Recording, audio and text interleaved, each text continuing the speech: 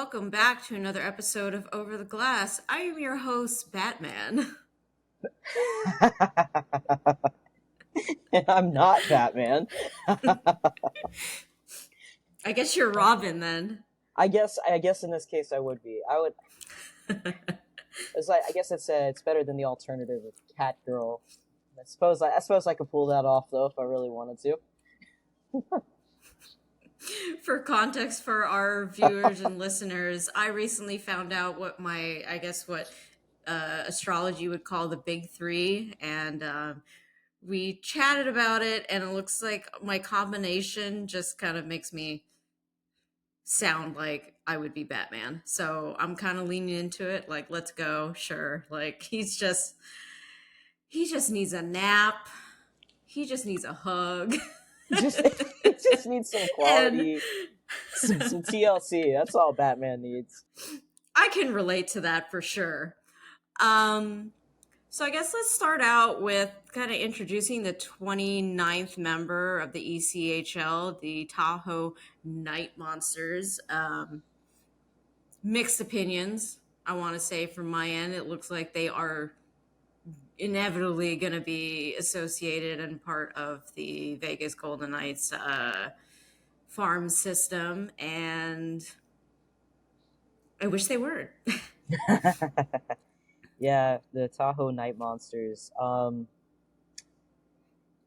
all I want to say about this is, like, if they don't, and this is the same thing I told somebody that I write with at Inside the Rink, is that, I don't know, the Night Monster name to me is kind of corny, so they got to deliver it a big way, I think, with a mascot. Like, I want to see, like, a furry, half Muppet, half Loch Ness Monster with googly eyes. Like, give me the Night Monster version of Gritty, and I might be able to accept this name.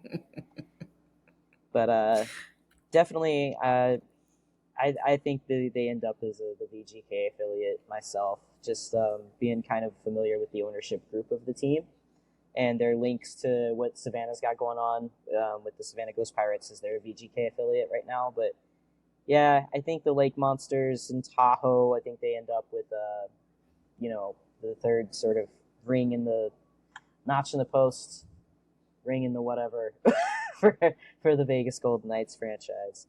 How do you feel about the, I don't know, what are your thoughts on the name, like Night Monsters?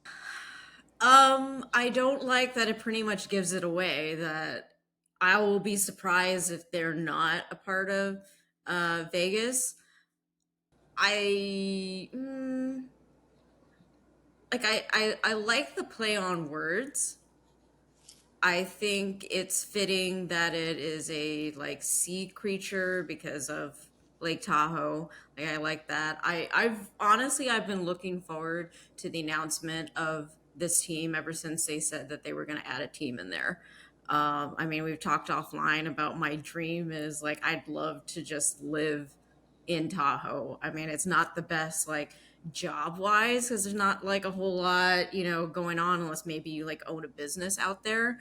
But I've just, something about snow and mountains and just kind of warming up next to like a fire. When I was younger, the game of life. Yeah.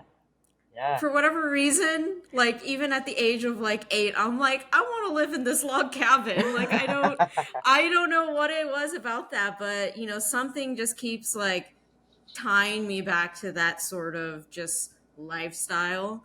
And I think the logo is pretty awesome. I was looking at their apparel, and I haven't bought anything because I'm still at that crossroad of, this is super sick, but then it'd be Vegas, and like I said, I think I'm still gonna support them in some fashion. Like, it isn't gonna be like a no way. I just love everything about it. I think it's like a perfect spot to put another hockey team. So I that's kind think of how I it's feel. Yeah, I think it's cool too. I think that, like, Salt Lake City or Lake Tahoe, excuse me. I know it's all, like, in my mind, it's all the same place. But I know, like, Tahoe, like, that's a good. I think that's a good spot. That's a pretty, like, hockey desert. I think, for leagues and teams operating in that sort of region, there's a little bit going on, but there's not really a lot, like, the immediate area. So I think it's cool that they're going to grow the game, in that market. Um, I think the cooler thing, and this is one of the things, because like I did the same thing. I went to the apparel store and was like checking out the merch, and I was like, all right, this is pretty sick. Um, the one of the owners like is Tim Tebow, who got his college football glory days down here at the University of Florida, but Tim Tebow is from Jacksonville. Mm-hmm. So the first thing I noticed, like when I really like blew up the logo and looked at the teal, gold, and black, was like, wow, that looks a lot like a local football team that I know, like same color schemes and everything. So I really enjoy it because like I can really pick up on that little bit of Jacksonville callback that Tim Tebow's got, kind of threw in there. I think it's cool. I'm excited. I mean, like for new hockey teams or anything like that, always gets me stoked. So I'm excited to see what they do for sure, and more so, I'm excited to see how the teams get moved around a little bit, because the group that also is helping with the Night Monsters. They're the same ownership group that's got a hand in the Icemen and the Savannah Ghost Pirates, the Allen Americans, the Atlanta Gladiators. They got a lot going on. And the Savannah Ghost Pirates affiliate, with them being Vegas, obviously this team looks like they're going to be Vegas's affiliate. So it'll be interesting to see how the cards get shuffled again, I think, at the ECHL level. Because the thing that really got my attention too, like speaking about ECHL teams, is that the affiliations don't typically last that long, right? Like these teams aren't developed with like, you are this team's affiliate and that's it. So I think it's interesting that they sort of played that hand so readily. Like we are the third level of night. Like you go through you got the Gold Knights, you got the Silver Knights, and then you got the Night Monsters. That's it. So I think it'll be interesting to see if maybe this, what appears to be like hinting at longevity, sort of changes the way the ECHL operates too a little bit. So I'm excited. New hockey is new hockey, new shiny toys to play with. And you wanted to mention something, speaking of ECHL teams. Yeah, last night was at the Jacksonville Iceman game. They played the Trois-Rivières Lions. Some big boys from Quebec, that was for sure. They had like all of their roster was like 6'6", just absolute monsters out there. It's a whole team of Tyler Myers and Nikita Zadorovs. Just big dudes. First of all, excellent. I mean, like, the Iceman lost as a 4-3 loss, but an excellent. I mean, like, these boys are out there. These big dudes from Quebec were out there hitting. They were coming at you fast. They weren't relenting. Very exciting game. The Icemen scored 3 goals in 3 minutes and 39 seconds in the second period to tie it up 3-3, and then the 4-3 goal was scored by the Lions like 13 seconds after they got their third goal. So in the span of like almost 4 minutes, there was 4 goals sort of scored. But it was the teddy bear toss last night at Jacksonville's 5-Star Memorial Arena, and we broke last year's record. Last year was like 12,700 teddies. This year was 14,762. So the puckheads and everybody here in Jacksonville showed up. It was a crowd of 8,500 and some change. So another solid attendance night. And I was like, kind of just like doing the math when I was writing about everything that happened. And I was like, well, that's almost 2 teddies per person that were thrown. So I think that's a pretty impressive feat. And it's pretty cool to see the city get behind the team like that here. And heck of a game. Always fun to watch the players jump into the big pile of teddies on the ice and have a good time with it. So, yeah, it was pretty good. It was pretty good week of hockey here in Jacksonville. And yeah, I've been riding a little bit of a wave, because that was we beat the Orlando Solar Bears 7-2 Wednesday night, and that was just like, it's always good to crush an in-state rival like Orlando. And then we turned right around and beat them again Friday 5-2. So it was a good, you would like to get the win because we had a nice little win streak going, but you can't be disappointed with how the team performs, and I don't think you can ever get that disappointed when there's 14,000 teddies on the ice. So pretty cool stuff happening in Jacksonville last night, I thought. Yeah, I saw a few highlights that made its way onto his feed. I wonder how that happened. But I saw some of the players like grabbing like armfuls of teddies to help the the ice team like take them off of the ice. I just love like just everybody kind of participate. You see just like the arching of all the bears like coming onto the ice. And I think somebody in like the second tier of the arena had like a giant one that you could probably get at like a carnival or something, and it attempted to throw it off of the and it didn't get on the ice like by a mile. And I watched it several times going, oh, I hope it didn't like hit someone accidentally and just made it worse than otherwise. But yeah, I've never really seen one, and I'm pretty sure the CUDA have done it. I've just never been in the arena to see it all happen. But I'm here for good causes. Yeah, it was so cool. I've been to this was like my second third with the Iceman. I mean, it was my first, from the press table, which was pretty cool just to be able to really see it from like the full angle. Um, but I when I was in North Dakota with the Bobcats with the junior hockey team there, like I got to see the teddy bear toss a few times. So it was really cool to kind of see like the scale ramped up from like this is an arena of like 11,000 that holds 11,000, so 8,000 people throwing teddies compared to 2 or 3 thousand thrown. It's a crazy thing to witness. I think my favorite thing is the team was showing clips of the cleanup, and Matt Vernon, our goalie, was over like next to the bench, and people were throwing teddies at him, and he was stopping them with his glove and then like throwing him in the pile. I was like, I love that so much. He's just like fielding teddies out there. That kind of reminds me of that time when Carey Price was on the bench for like some game as backup, and there was a puck that was getting Oh knocked out of the yeah, ice, and he went to just like just yep. stop it from hitting his teammates, and just like as Carey Price making saves even on the bench.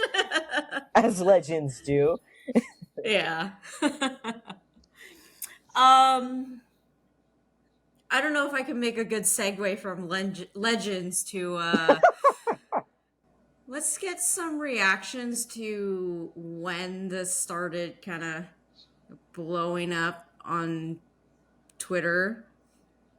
I just remember seeing he's not with the team, and the Chicago team is not really commenting on it. And initially, this team has a history that they need to get far away from, Yes.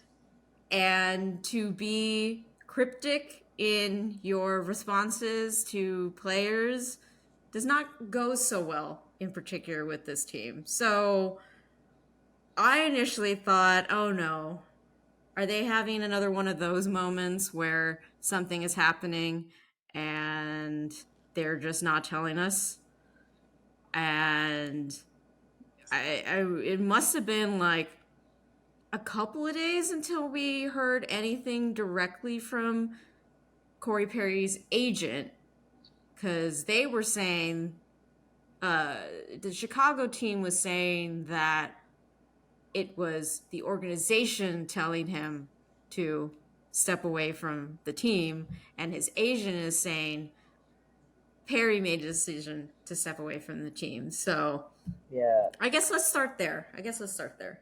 A little bit like one of those like Dr. Seuss misdirections. Like he went this way. Mm-hmm. Yeah. I mean, when it was for the first when news was first coming out, there was a bunch of speculation about what was going on or if we would ever really get answers. I don't know. Maybe I'm just I run a tight ship or something, or I'm just like an unforgiving sort of person. I don't know, but I don't think that the Chicago Blackhawks deserve that sort of like availability to keep things close to the chest after their track record. I think it's pretty disastrously, like you stated. There's a history there that works really badly in one way. So I guess at first glance, I was like, okay, what are the Blackhawks sweeping under the rug now? Like oh, here we go, more of this. Um, and then the internet BS that came after that also did not it didn't help the team. It didn't help Corey Perry. Just really insidious sort of stuff out there. Like, uh, I don't know. I like looking at Perry's statement where he mentions mental health and alcohol. Like, if he really needs help and that's what he's really struggling with, then I think it's great that he steps away and he gets that help. But I can't say that I was too. I don't want to say forgiving, but I don't want to say that I was too optimistic that it wasn't anything extremely wild with the way the Blackhawks began like handling it. So how are you feeling about all of it? The massive Twitter rumor was just deeply unsettling. Um, I had to step away from Twitter for a while, and there's many other reasons why we got to step away from Twitter these days. But that in particular, I was like, even like the one reason why I opened a Twitter account in the first place is to follow hockey, and now hockey's like turning against me, and not necessarily the leagues directly, but just the algorithm of you looked at this one thing for more information, and now everybody who's talking about it and just kind of showing their whole ass. Yeah, And at the end of the day, it's like, yeah, it's your account, do whatever you want with it. I just learned at a very young age that you shouldn't really put stuff like that out there, but I'm not here to be anybody's mom. So but it was disturbing to me, just the amount of folks who were just kind of yeah. I don't. not so much towards Perry, but in regards to Bedard. Yeah, and that I think to me is like I think that's the more like grotesque side of it is because like that was really unfair to Bedard's what 19, 18, 19 years old. Yeah, Yeah, yeah. yeah. I mean, like relatively speaking, like in the terms of the NHL, he's a kid. I mean, he's still like he can't legally drink in the city he plays hockey in. So he's a young dude. Like the fact that whoever it was out there decided to just put his name into their BS for obvious engagement reasons. Like that's the only reason why anybody does anything like that anymore is to farm engagement. So I think it's just like that, content clickbait kind of stuff. But like, how grotesque to bring anybody out from the outside into it, but especially like this young kid who's already hounded by the media. Every single time something happens, he's a story in the news media, and now you've brought him into the spotlight in this very like just gross way, and like capitalized on him and his family. I think it's shameful, and I think if that person was a Blackhawks fan, then they should really reevaluate some of their priorities around the information they like to prop their team up with. Because like it was so crazy to me, like Connor Bedard's getting the wrath of this, but then Corey Perry is like when you like were reading the stuff about the rumor, it was like, oh, high five Corey Perry, like he's a legend, and it's like, no, you guys you've overstepped so many lines. It's gross, disturbing. So I don't remember the exact words, but I remember seeing like a tweet of somebody who's basically saying, just the way that a lot of people are approaching their reactions and humoring the rumor is kind of using Bedard's mom as this like sort of like prize that like Corey Perry won, and just for your like attempt to get 100 likes on your tweet and just make you feel better in that moment. But it's just very just disturbing to read. Who's the name of the GM for the Blackhawks? He escapes me now. Kyle Kyle Davidson. Davidson. Yeah, Davidson. There we go. Back to what you were saying, like the Chicago team gets like zero leadway in regards to like withholding information about something that's clearly going on, that's not right within the organization. But in the same regard, like there's still legal aspects of it that I feel like I want to give a sufficient time in that sense that they're working on. And then at least they kind of came out with a statement, you know, a couple of days later. Um, Obviously, we still don't know much about it. And if they choose after the fact not to mention anything, then I don't know if that's going to help them at all, Yeah. given their history. Um, and then people were saying, oh, they're waiting so long when this rumor is like happening, but then now when they come out with it, they're like, oh, that's all you're gonna say. Like, it just kind of seems like nothing's gonna be enough. And I'm like the last person to defend the Chicago team, but clearly something happened, and they were trying to make sure that they got it right. Now, had they just not come out with it at all, had they just been, you know, like going about business, like nothing's happening, like, yeah, that would not have been right. But they did come out with a statement. They did mention that there were no family members of the players or players involved. I think was, to be clear, they were denouncing the rumor that was going around. Yeah. And then Corey Perry came out with his statement and mentioning that he is now seeking mental health and alcohol abuse treatment. So that in itself, like, good. You're seeking treatment, but man, like, what is going on? Right, right. And that's I mean, like, I always say, like, if anytime I'm I think maybe mildly coming off as defending the Blackhawks organization, to play devil's advocate, like, if they weren't the ones that put those rumors out there, that's not the rumors, like, you know, that sort of insidious sort of stuff didn't start with the organization. And so I think what really caught me by surprise was, like, when people were upset that the team didn't go into full detail about what was happening, because, like you said, there's an internal investigation, there's other pieces, there's other things that have to be, you know, considered when making that kind of statement.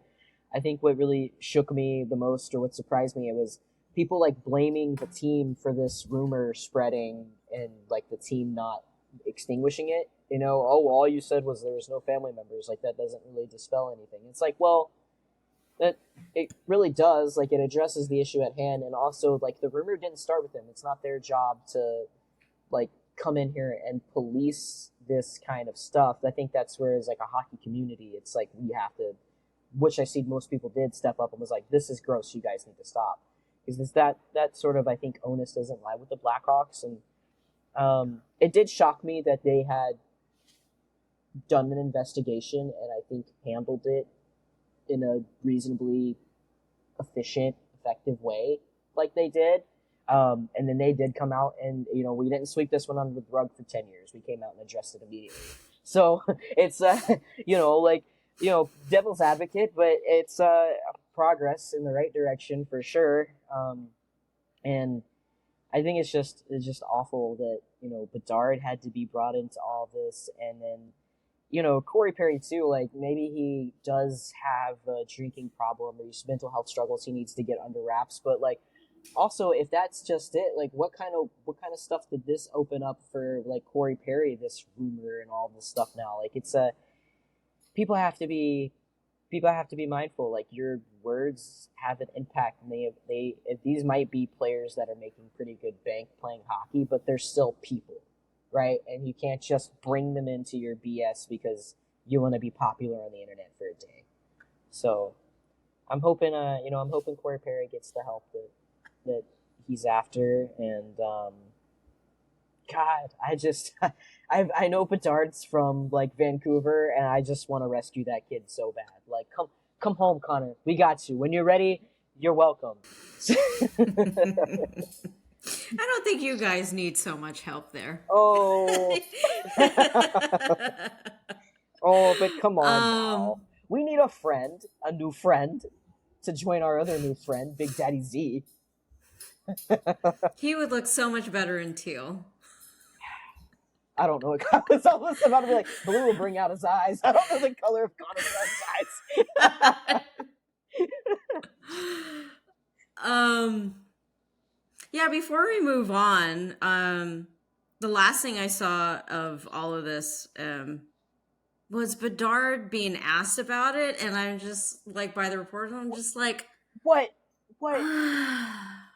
Yeah.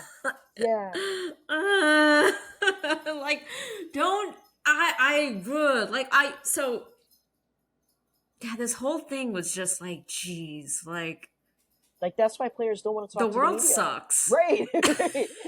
Like, there's just no other way to describe it. Like, when I saw that he's being asked about it, and on one hand, I understand he's the hot new like thing in the NHL. Like, every time you see anything related to the Chicago team, it's always Bedard giving his 2 cents of it. I get it. Like, you he's popular, and it's unfortunately good for the Hawks. Unfortunately, in some ways it's going to help out with the NHL to kind of constantly put him back out there. But he's 18, 19. Like, I was trying to think back to if someone were to ask me some of the questions that or topics that I discuss these days, like, what would my response be when I was 18, 19? Right. And they would definitely not be as articulate and thought out, and I would probably have been very nervous and just deer in headlights. And I get that he's probably used to this because he's been touted as the next McJesus for like how many seasons now before he got into the NHL. He's probably used to it. But at the end of the day, he's still a human being. You're asking him his opinion about rumors related to Perry banging his mom. Right. Like, Right. And that's an egregious question, I think, for any age bracket. But, like, also, like, if you're a professional athlete and 18, 19 years old, and somebody's like, hey, what about your teammate boning your mom? Like, what is your, like, natural, like, how do you respond to that? Like, I would have been, had Bedard, like, just turned around and gave him the backhand, I would have been like, I get it. Like, yes, you go, Connor. Put that on the NHL highlight reel. Put that in the goal column, because that one counts. Like, I would have totally, like, that would have been such an expected, I think, and fair reaction. Like, because, like, all of it is just it's so ludicrous. Like, and then to have the audacity to, as a professional journalist in the sports writing world, the sports media world, to have the guts to even broach that subject with him. Like, you it's a rumor. There's no truth to that. Why? And you think that's the kind of thing that kid wants to be thinking about, like, before or after a game? Probably not. Like, he's out there worried about, like, Will Snipes Selly, not like, gee, I wonder what I'm going to read about myself when when this game ends and I'm on the flight back home. Like, it's just, people never cease to amaze me, and I feel so bad. Like, my heart really goes out to Connor Bedard, because, like, what an absolute mess. Because, like you said, his name farms engagement. So if there's something going on with the Blackhawks, what easier name to just put in there, and it rides in the hype cycle of everything else that's going on with the Blackhawks and Bedard. Just absolute clown behavior. Like, like, get off the internet and touch grass for a while. And leave that kid alone. Like, leave him alone, man. oh man, yeah, 1,000%. All right, let's move on to something else. So what was it, on Friday? I think it was on Friday. It must have been. Maybe it was earlier. Who knows anymore? But it was the Ottawa Senators against the Florida Panthers. And I didn't watch the game. I just saw all kinds of random stuff on Twitter and was just And the thing that really got me looking into what exactly happened was somebody tweeted out the list of all the game misconducts Yes. handed out. And I was like, what happened during this game? Like, I'm actually kind of jealous of everyone who got to watch it like in real time and just be like amazed by just this beautiful sport of chaos. I watched it. I watched a little bit of it, but I was like I was in and out, so I missed the whole like every player on the ice gets a 10-minute misconduct. But I seen the clip on Twitter, and I'm like, what is going on? Like, can you do that? Can you dole out a misconduct for everybody? Amazing. I love when a hockey game breaks out at the fight. The one of the tweets that I resonated with was the clip of Brady Tkachuk and Matthew Tkachuk just kind of like spitting randomness at each other. And this tweet was talking about nothing is more annoying than when you're yelling at your sibling and the other sibling is laughing at you. And I'm just having flashbacks to growing up when I'm angry at my sister and she's just like, just like not even taking me seriously. And it's like, no, I'm mad at you. Stop laughing at me. Um, and the other one that I found really amusing was when I think Brady was coming in on like a semi breakaway or whatever it is. He got a shot on goal, and I think he accidentally clipped their goalie. I don't remember anymore exactly what happened, but whatever he did kind of like pissed off whoever was defending him, and that's where it all kind of just like mayhem broke out. And moments afterwards, they pan in on Matthew Tkachuk in the penalty box, just like unfazed, just like watching TV on the jumbotron.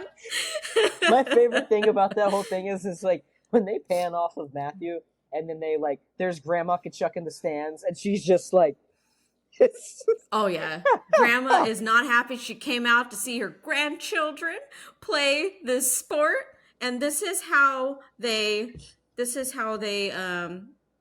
act in front of Grandma. Unacceptable. but it's just Unacceptable. finally just those two just running just popping off at the mouth at each other. It's chaos on the ice and Grandma Kachuk is just like so great to see my grandsons play the sport they love. Absolute chaos. That's good hockey though. I enjoy the sort of animosity between the Kachuk brothers. I think that adds a little bit of spice there in the Eastern Conference. I like it. So Same. yeah. I feel the same. One of the things that I saw was Zach. How do you say his name? Oh, Zachary McEwen. There you go. Yeah, he played for the Canucks years ago. There was an ongoing thing happening with Matthew Tkachuk and the opposing goaltender. And I was led to believe that that's kind of where this sort of sparked, like, we're done with you. We're going to try and just like target you and all this stuff. So he came in after Tkachuk checked some other dude on the team, and Zach just basically grabbed him and just like threw him on the ice. I was looking at this at the clip, like he comes in and like cross checks him in the face and just is like on top of him, giving the run for his money. Because I seen that McEwen got the it's the CBA fine, right? But I couldn't. I so much was going on. I was like, well, where did that stem from? So I was like sitting here trying to look and like this game was wilder than I thought about. Like I keep finding new stuff that happened. So the thing with that fine and the actions that led to that fine, where do they come up with these numbers? $2,000 means that you are chill with somebody just like judo flipping someone on the ice. Like I don't understand this inconsistency. Speaking of judo flips, my dearly beloved Niels Höglander did sweep the leg of that guy. I will say that. I seen it. was a few games now against the Sharks. I watched that game and I had said out loud, I was like, well, Hoagie just judo flipped that guy. Like, had he not swept his leg and took him down, I think it would have been 2-on-2 or, like 2 minutes aside, 4-on-4 action. But I mean, he swept the leg. You can't. It's not Cobra Kai. And I love Niels Höglander. I love that he's a little pepper pot and he can flip somebody twice his size. But there's a time and a place for that, and it's not when you're on hockey skates along the boards. So to all the Sharks fans, because I was out with migraine last weekend, I apologize for my tiny little Swedish king judo flipping your guy. Terribly sorry. he did deserve his arbitrary made up amount fine from the player safety department. I don't understand. Like, okay, you say, wait, Hoagie's fine was like $2,400 for a slew foot. Like McEwen's here is $2,018 and 23 cents. They couldn't even make it an even quarter. They were just like 23. He's gonna feel those 23 cents. He's just like, damn it. Damn it. What are you going to do with that 77 cents and that whole dollar? You can't buy nothing with that. It's like a passive aggressive. I don't know. How do they get these amounts? I feel like it's just like a few guys, they're playing darts. They have like every ring is a different amount. And they're like, all right, we're throwing for a slew foot. It's 2,400. Okay, cross check to the head. Just $2,000, but make sure you tack on the $18.23. That'll teach him his lesson. What? Like, if they are actually doing it that way, I would have been like, valid. Like, I just need to know. I just need to know because I don't understand how they decide how much money, and maybe it's all in like their CBA, but even that, like, I find is. I was talking about this with some friends where one of the friends said, I do need to point out that, like, and it's not saying that it's all the PA's fault that all these consistency are happening. Like the league is definitely has a part to play in handing these out, but if the PA who makes up how much they're going to get fined, in the CBA agreement, if they're deciding that they don't actually care that much to get this sort of stuff out of the game by handing out these like minuscule amounts to essentially slap someone on the hand for like, how dare you judo flip like one of your colleagues and as part of this players association, like if they don't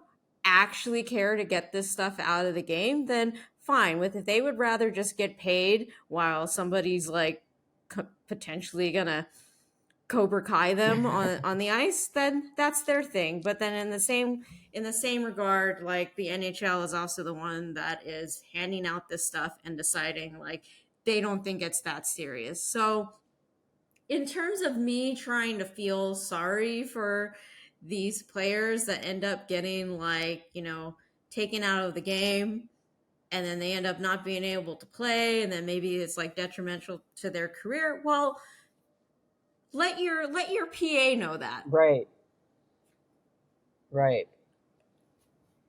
I don't know. Yeah. But you have to wonder too about like the CBA is such a that motion that I just made with my hands. That's what the CBA is. it's a cluster of confusion, and the players I think still somehow get ripped off in the end, like with money and escrow and everything with the league. Interesting. I'm like you. If they're really trying to police this stuff, I think there would be a more heartfelt effort. Because like, all right, I mean, really in the scope of things, I know not every player's on, $1 million contract, but really in the scope of things, what's a $2,000 fine? And if that's the maximum that you're allowed to fine them, I mean, it'd be different if these guys, like, for Hoagie, like, for instance, judo throw, who was it that he threw? I can't remember. Kevin LeBanc. That's right. Yeah, it was LeBanc. I felt I'm bad like, doesn't because he know that's his future teammate? I felt bad when I seen the name because I was like, Don't oh, break the trading goods. oh, straight from the waiver wire, he gets flipped. Kevin LeBanc. Um, even if like okay, we're now especially like after the Adam Johnson incident, I think there's more of an onus on like where are your skates at, and be mindful of your skates and where they are in the rink and during action, middle of play. Um, so if we're really trying to be mindful of that sort of like player safety and making that sort of safer environment for the players, what's a what's a night out at in a nice restaurant, like in the scope of things, like what's that gonna do to get this stuff out of the game? I think if you're really gonna crack down on it, there needs to be more like during action, like start handing out misconducts and suspensions. I think it's a half-ass attempt, and to be like, okay, $2,400 is the maximum amount allowed under the CBA. It's like, okay, so again, these guys probably frequent restaurants where a night out can be close to that. So it's like, well, they just don't get a date night this month because they have to pay the tripping fine. I, I, I think the NHL officiating and like the player safety department is kind of a joke at times. It's super inconsistent and problematic. I think I feel like I'm a Canucks fan, so it might be a little bit easier for me to say. I think there's different standards for different teams and players. Like if you're a marquee matchup type of team with a marquee matchup type of player, I think there's this little like, we got you, boo, like wink, like don't worry about it. If you do something bad, we just won't ever bring it up again. Like, Now I'm just gonna hear that every time a a fine gets handed out. I'm just gonna read the tweet that way. That's exactly how they're saying it. We got you. don't worry about it. It's under the rug now. Um, I'm recalling like a month back or something, and maybe you remember the particular incident when Charlie McAvoy was given, I want to say it was like 3 games, might have been 2.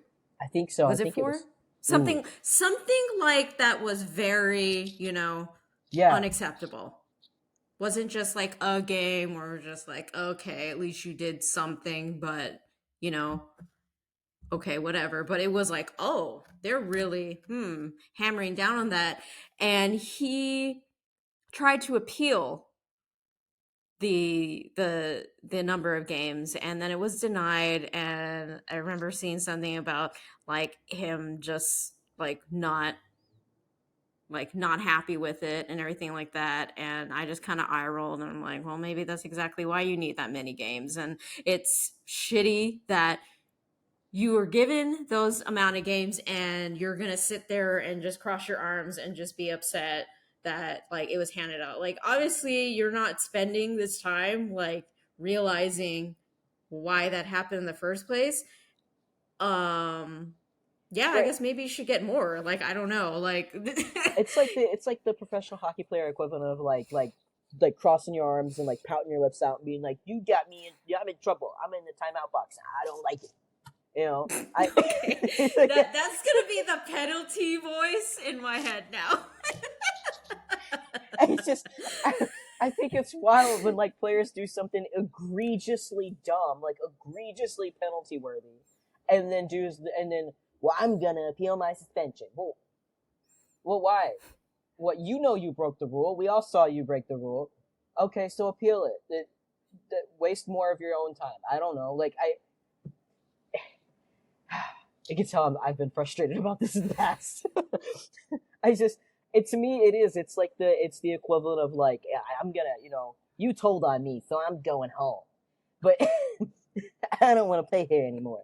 And then the crazy thing is to me is the fans that will come behind it, and heaven forbid if the same call was missed or the same hit or whatever was taken against their team, they would be arms up in the air, refs, you suck, after a missed call. But if it's their player, oh my God, what an innocent angel. He's a cupcake. He's never hurt anybody in his life. How dare you give him 4 games for that hit? He is a champion of the people. And it's like, were you not just complaining about a similar hit 10 minutes ago?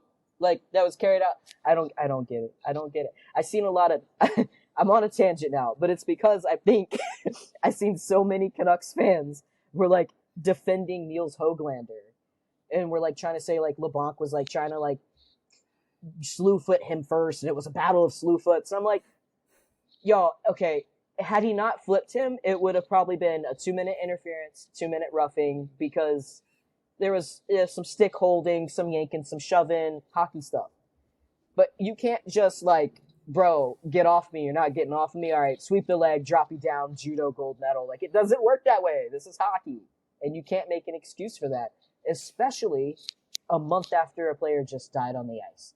Like, there has to, I think it's crazy that players still want to fight, like, a lot of the stuff that the league does try to do in terms of player safety, because, like, now more than ever, we all should be hyper aware of how critical it is for these guys to be somewhat safe and conscious of the decisions and the choices they're making on the ice. So, I don't know. I just, I got a little bit of a tangent there, but like, hey, if you don't want to do the time, don't do the crime. Yeah, we touched on this briefly last episode. So it's nice to. We were actually sad that you weren't able to join us because we did want to get your perspective on it because, like, I even used the example of like I was fine with Pedersen's check on Addison. I thought it was a good check. Like I think the impact looked worse than it could have been if it wasn't like open ice because he hit him from the front versus if he hit him in the boards. I'm not saying that he's not equally impacted by it, but you're not seeing the guy like fly like 5 feet in the other direction. Right. And so and then the response to it, obviously, like, I feel like it was good for the Sharks to just be like, oh, we're standing up for a guy because the Sharks have in the past been like not that type of team. And it's like people, especially when we go down by like a ton of goals, everyone's just like sadness. But and then a game prior to that, Ferraro came and knocked some dude and he ended up getting like a cross check and it looked way worse than, and obviously it like that's illegal and it's also dangerous because the guy kind of like got shoved forward, his head going, in a dangerous angle, like into the boards. And it's like, my reaction to it was just like, oh my God, come on, Ferraro. Like, don't be doing that stuff. That's also dangerous. So to see Höglander do that to LeBlanc, like I personally don't feel like, just from the outside looking in and not knowing a whole lot about him, like, I don't think he actually meant to do that on purpose. I do see that they were trying to like kind of similar to what happened last week, like with True, but I don't feel like Trooper was trying to, hit a home run on that guy's head, but he still freaking hit him in the head. He was still So, swinging for the fences. Yeah. And I was just that game with the Sharks and the Canucks with people being like, well, there was no intent to injure. I'm like, I am seriously going to strangle somebody. I am so tired of seeing people being like, well, it was a good, clean check, or like, oh, well, there was no intent to injure. Like, just, do you hear yourself? Right. And I'll say Höglander is a very, like, he's very quiet spoken. He's very, like, he plays like a wild hog on the ice, right? Like Höglander just running in everything. That's why I call him Feral Hog out there. But I don't think, I genuinely, just being familiar with Hoagie, I don't think that his intent was to injure LeBlanc. I think it was a hockey play where he got frustrated and they're both tugging and pulling on each other. And so his mind is just like, all right, just throw dude down then. And okay, in a street fight, sure, judo flip him all you want, but we're in a hockey game on ice skates and you can't do that. And so where I did see some people suggesting that there was intent, I genuinely don't feel like that. Höglander is a tough player, but I don't think he's an ill-intended player at all. but I it's still, I mean, you still just can't sweep the leg. This isn't, it's not judo. It's not a martial arts. It's hockey. And it would have been very impressive if he were in a gi with a black belt on an Olympic mat. I seen it originally, and I seen it, and I was like, oh, like I was like, oh, you can't do that. But I didn't know if they were gonna call. I mean, how many times do we see? And this is like to back that up. I don't feel like it was intent. How many times do we see players get tangled up like this and wrestle each other to the ice like that?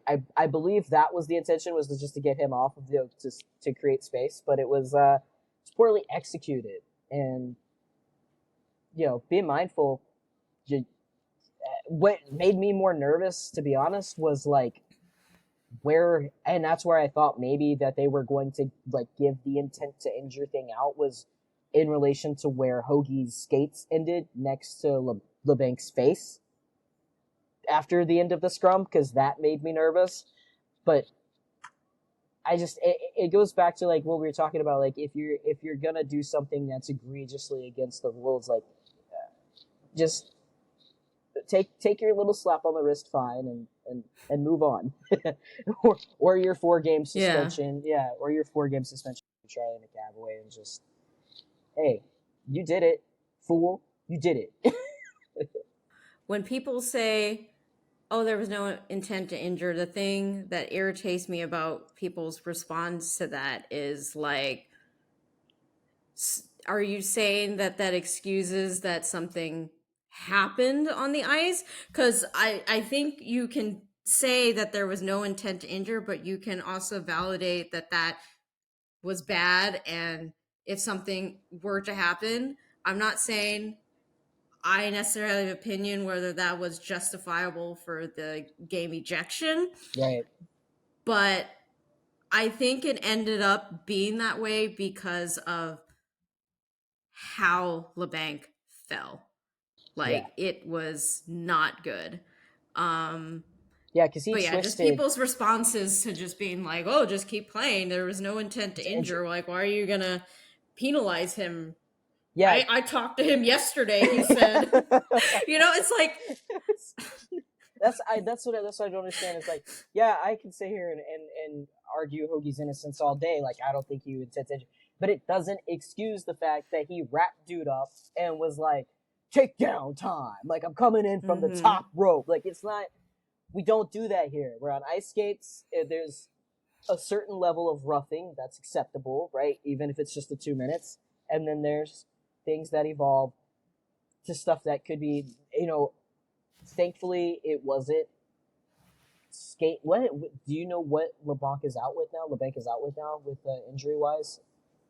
I mean, he came back after like I think a couple of days. I mean, the Sharks have been going through like I think we just put Jan Ruda on IR. Like I think he got several like not great. I want to say it probably had something to do with Wilson. There was that one game against the Capitals where Wilson. Oh no, I'm getting my defenseman mixed up. Addison. The next game we play against the Capitals, and the game prior to that was against the Canucks, and he took the check from Pedersen. But then the next game after that with the Caps, like Addison was clearing it from behind the net, and you can see Wilson on. Oh, the Tom Wilson hit. You can just see him just like, my target is nothing else. I'm just coming right at you. And I'm not saying it was late. I'm not saying like anything like that. It's just, I hate that guys like him, guys like Trouba, guys like Ryan Reeves, and in some instances, like even Matt Dumba, like guys like that, we're just like, we're just gonna take you out. Yeah.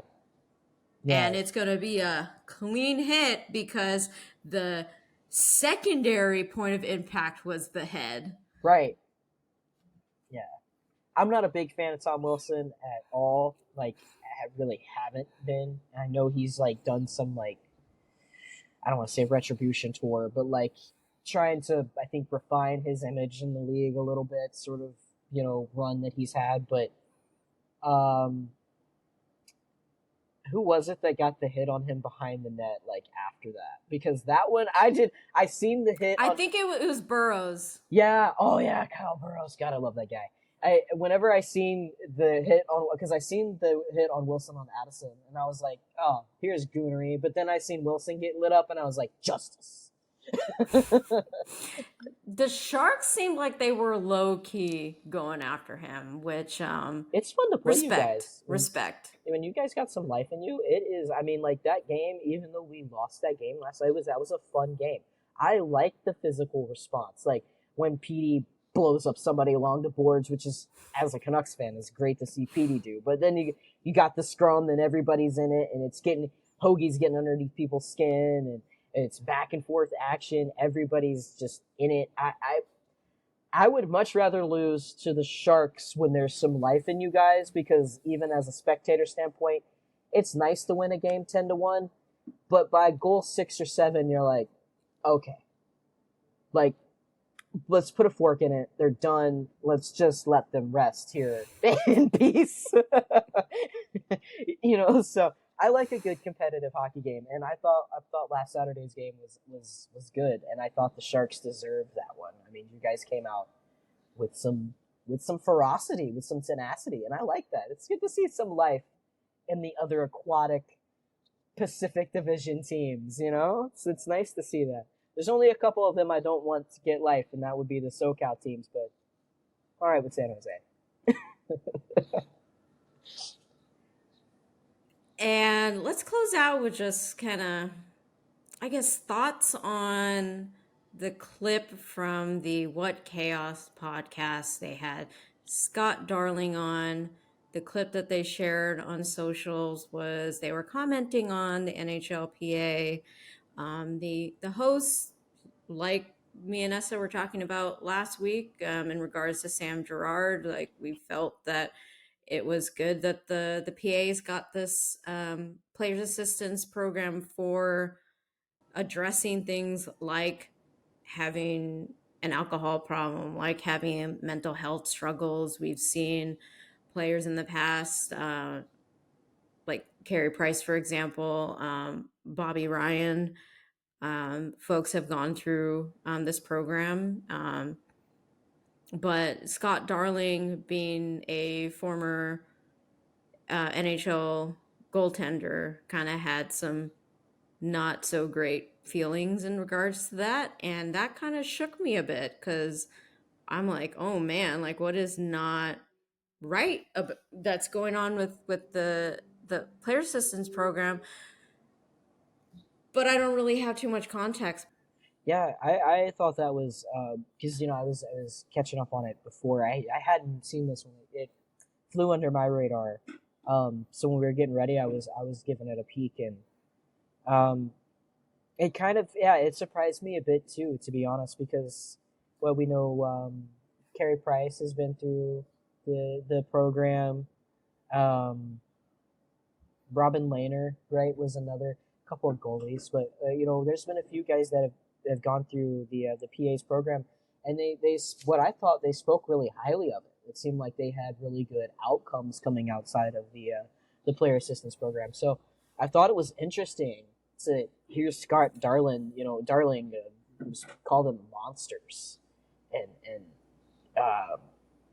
to advise players to get help on their own time is it makes you wonder maybe what's going on behind the scenes a little bit. Like, are we really, what's really going on with these players when they're reaching out for help, they're asking for help, and they're seeking it out? Like, is the NHLPA is the league, are they providing the right kind of assistance? Because that clip definitely sounded like it nothing of the sort. Yeah, and I was thinking about it off and on, and like not every program is going to be right for everybody. Right? And so that's also what I was kind of considering, like maybe it just wasn't a good fit for him, and in that case maybe they need to kind of expand the availabilities that they have for players. I believe in the full podcast he talked about, or it could be in the clip, I don't recall anymore, about how it's kind of tied into your contract in a sense, where I can kind of see like maybe there's more of a drive to kind of just get them back out there versus actually like tending to addressing like authentically Right. the concerns that they entered themselves into the program in the first place. A friend of mine was also mentioning the friend works for the state, and she said, you know, the state has a good program when people need to go into for mental health, but they're and if, for example, if you work like in the healthcare system, if you're somebody who's admitting yourself and you work in the healthcare system, someone like who has a license to practice, like that could also be tied into completing the program. And if you don't complete the program, they could have it in like the agreement that your license is suspended, like, you know, terms and things like that, where I can kind of see like maybe in this situation it it's not the best for everybody. Um, yeah, so I want to hope that the PA's program is well meaning, but I don't know if we're ever really going to get, you know, the information that would help us decide one way or the other. Yeah, I mean, because you would really hope, like, especially if it's tied into the contracts, you would really hope that these guys aren't in these bad places mentally or struggling with substances or addiction of any form, and then turning and reaching out to the league, and the league's just treating them like commodities, like numbers on a spreadsheet, right? Like, okay, you have to, this is now tied into your contract, so it's gonna cost you for reaching out to us, and if you can't complete the program in X amount of time, like whatever those stipulations might be, you would hope that the PA and the league aren't treating these players like cattle, like, okay, well, you got to get in here, you got to complete the program because we need you back on the ice to drive the profit margin. That would be a really, really, really disappointing sort of like how the league views their players, and how the PA views the players and their very human experience. Again, like I've talked about it a couple times now on this podcast, like, yeah, they're professional athletes, but they're humans, right? And they have lives and families. They're not just hockey, right? Most of us just know them from hockey, but these guys are obviously struggling with mental health and real world, problems that impact everybody at all levels of society. So I think it would be um, just really demeaning if that's like the league was treating them like, all right, you need the help. Okay, well, you got to do the help in this amount of time, or we start fining you, or it comes out of your paycheck. Like, okay, what kind of are you really providing assistance like you say you are, or is it like okay, this is just another one of those things that you got to get done so it looks good on your performance review type of situations. I would hope, like deeply hope, that's not what the NHLPA and the program is. But it is a little, like, it caught me off guard to hear this from Scott Darling about um, some of the ongoings with the player assistance program. I guess to close that out, hopefully everybody, you know, who does go into the players program, and hopefully they can find something that works for them. And if not, like Scott Darling said, you've got insurance, go to another source. You know, it's not one size fits all. I mean, I'm sure you can relate in your experience. Like, I've gone through several different therapists, and like, you know, they're just, you got to find the right path and the right person and the right team that works for you. And I've had some bad experiences, and you know, it's fine to acknowledge it and then to move on. And the fact that these guys make exponentially more money than I do. Like, if that's my experience and I've been able to go out and find something else, you can too. Yeah, I mean, mental health and therapy and finding your own path, I think, on that recovery journey it's a lot like Goldilocks, right? It has to be, can't be too hot, can't be too cold, has to be just right. So you would hope, I mean, You got to find your mattress. Yeah, that's right. That's right. You have to find your mode of assistance. You got to find your sleep number. it's it's a Tempur-Pedic player assistance.